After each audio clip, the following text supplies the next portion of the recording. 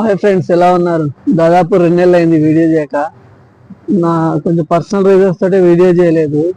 అంటే ఇక్కడ నేను దుబాయ్లో సెటిల్ కావడానికి ఒక ప్రాపర్ వే చూసుకుందామని దాని మీద ఫోకస్ చేసిన. వీడియోలు తర్వాత చేయొచ్చని, వీడియోలు చేయడము జాబ్ ఇదంతా అంటే కొంచెం ఇబ్బందిగా అనిపించింది.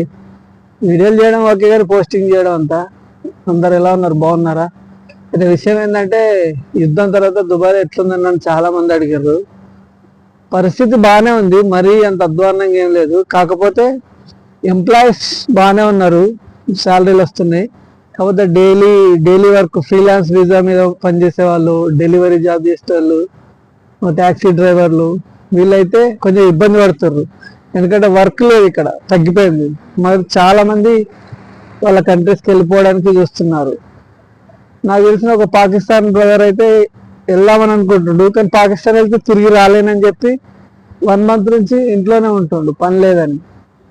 చాలా మంది పని దొరకట్లేదు. అంటే డైలీ ఓన్ వీసా వేసుకొని పని దొరుకుతుంది ఏదో ఒకటి చేసుకుందామని వస్తారు కదా, వాళ్ళకి పని దొరకట్లేదు. ఎంప్లాయీస్ చాలా మంది వెకేషన్ పంపించారని తెలిసారు.